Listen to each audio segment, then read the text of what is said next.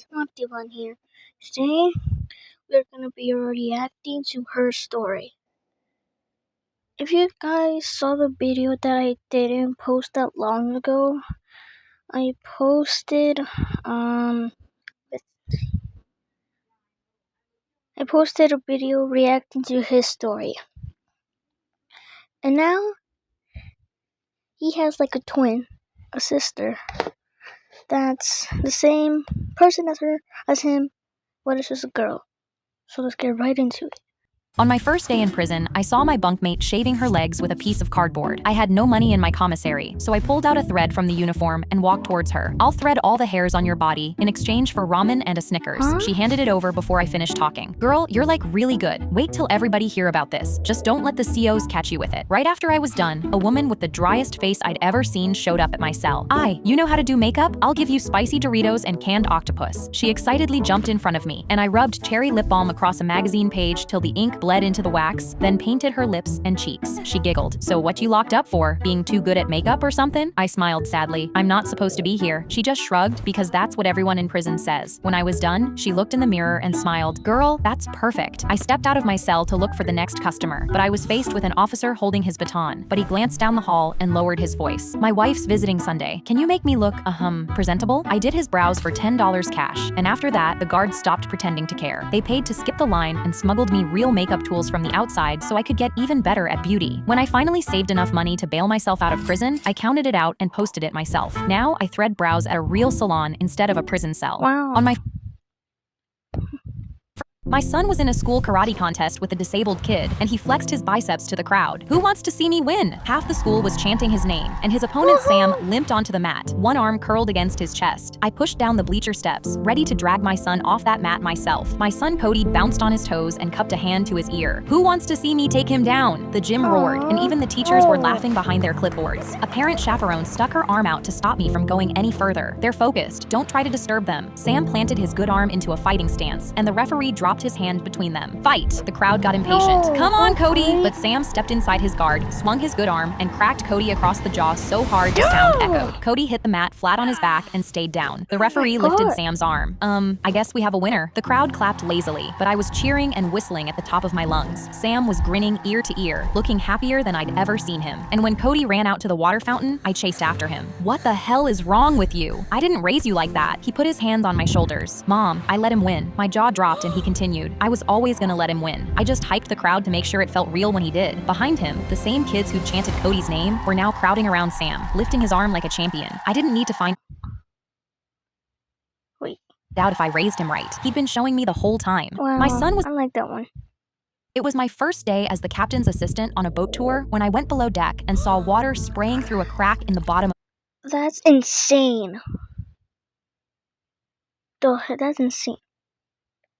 of the boat. My heart raced as I sprinted up and grabbed the captain's arm. "Sir, there's a leak. We need to evacuate." But he rolled his eyes. "Relax, rookie. This boat always leaks a little. I've done this 1,000 times." I wanted to believe him, but the deck was packed with families, little kids in life vests eating ice cream, miles from shore. And when I looked back down the stairs, the water had already swallowed the bottom steps, and I knew this boat would sink in minutes. "Please, we have You're gonna die.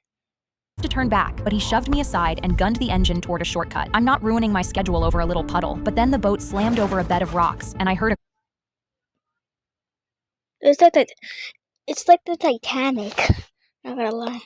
crash from below. I ran down to check, and the original crack had split into a gaping hole, water pouring in faster than before. The floor tilted so fast, a little girl slid past me screaming, "Mommy, we're sinking!" I ran back up to the wheel, where the captain stood frozen, so I grabbed the radio myself. "Mayday, we're sinking 2 miles out. Send help now." Cold water surged up over my ankles, and the second it hit the captain's feet, his face went white and he lost it. "I'm scared of drowning. Every man for himself." He tore the radio from my hands, grabbed a life raft, and shoved past me so hard the steering wheel snapped off its mount. I yelled, "You can't leave us!" But he'd already jumped, and it was just me, a broken wheel, and a boat full of crying families going under. We had maybe a minute before we went under, so I slammed the emergency lever, and the life rafts burst open along the rails. The water was at my knees as I dragged every family up out of it and shoved them in. But by the time I went back and grabbed the broken wheel, the water was at my waist and freezing, but I forced it back onto its mount. I steered quickly toward the shore as it rose to my chest, and the boat started sinking under me. Then the boat hit the shallow bottom and stopped, safe, as the Coast Guard raced in to help families from my main mayday. But out in the waves, the captain was tangled in the raft he'd stolen, going under, screaming, "Help me, I'm drowning." I Nope, you better die.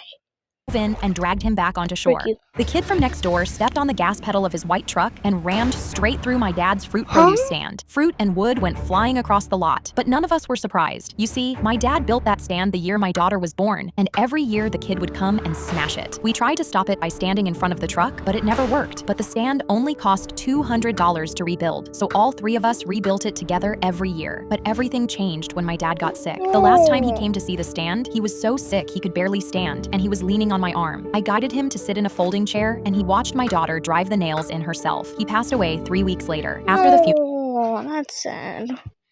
R.I.P. funeral, my daughter climbed up on a milk crate with a paintbrush and wrote Grandpa across the top board, one shaky letter at a time. The next morning, I heard the boy coming again. I screamed, "Please, no, my dad is dead now, and this is all we have left of him." But he smirked, stepped on the gas pedal, and floored it. Boards went flying. He stuck his head out the window. "Build it stronger next time." My daughter watched her grandpa's name skid across the pavement. Enough was enough. That night, I drove to the hardware store. I came out with a 5-gallon bucket, a bag of quick-set concrete mix, and a steel pipe. I spent all night pouring concrete into a bucket, sticking a strong steel post in it, and letting it dry for a week. Then, me and my daughter built the wooden stand around this super strong base. She climbed back I know what they're gonna do. That guy's gonna run in. I'm not gonna spoil it. up on the milk crate and painted Grandpa across the top board again. We sat on the curb across the lot and waited. That afternoon, the kid came in his truck. The truck swung wide, lined up, and floored it. But as soon as he hit Say goodbye to that truck. produce stand, the smirk was wiped off his face. His truck crashed into the cement. The glass of his windows cracked, and the truck started folding in on itself. Steam rose from the hood. The kid kicked his door open and stumbled out, staring at the bumper crumpled around the steel post. The wooden boards had splintered off around the base. Grandpa was still painted across the top, untouched. My daughter looked at the kid. "We took your advice and built it strong." Go. W. I surprised my best friend with a birthday cake. "Happy birthday." Faye slapped me across the face. "You're the worst friend I've ever had." I held my cheek in shock, wondering why she would say that. "If it wasn't for you, everyone would love me. But because you always whisper bad things about me in people's ears after I talk to them, they don't like me. It's not fair. I'm going through a lot right now." I was extremely sad because I hadn't been talking bad about her. You see, whenever Faye spoke, she was extremely rude. So I would whisper in people's ears about how she was going through a lot and convince them to forgive her. And instead of thanking me, she was getting mad at me. Okay, I won't whisper in people's ears anymore. She was about to find out exactly how many people hated her. As everyone arrived at Faye's party, I watched Faye walk up to a girl in our class and start pinching her skin. Wow, I've never seen a girl with so many fat rolls wear a dress so tight. That's messed up. I love your confidence. Usually, I would swoop in and remind everyone that Faye was going through a lot and needed forgiveness, but now I was just watching it happen. Our classmate looked disgusted and walked away to talk shut about her at her own party. I saw her talking to someone else. No offense, but I don't even blame your ex-boyfriend for cheating on you. You're chopped and you don't even go to the gym. What did you expect? Every single person in the room grabbed their things to leave. Faye stuttered. "Wait, where are you guys going?" They all left. It was just me and her. She turned to me. "What just happened? Why did they all Fight.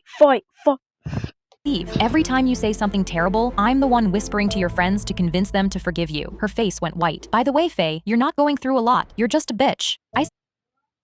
I mean, it is true.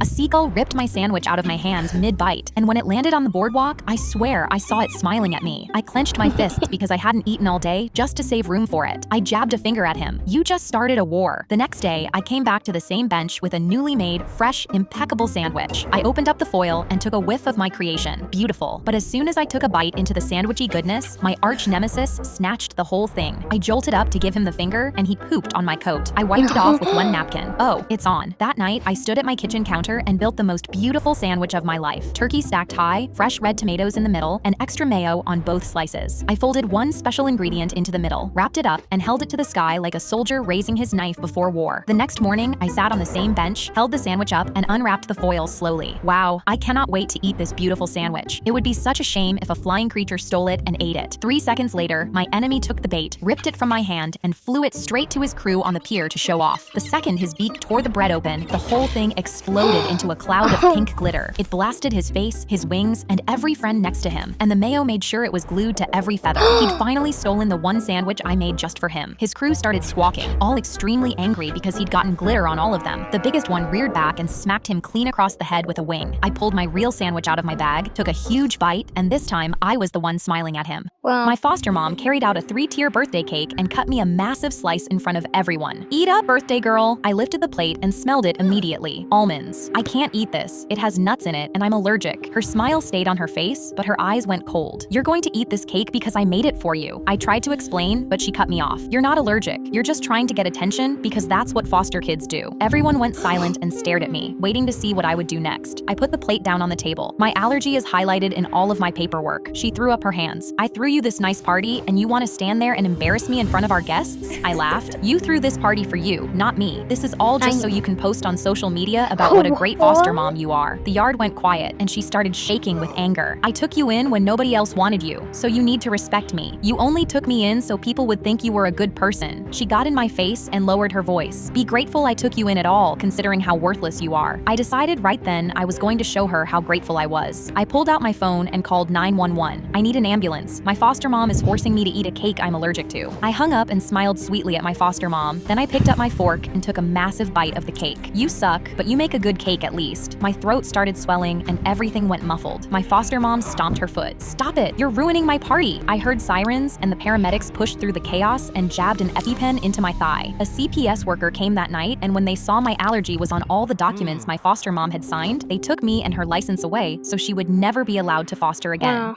My Playback. Alright, well, I'm gonna end this video right here. If you guys want to know her YouTube channel is Her Story, her YouTube story.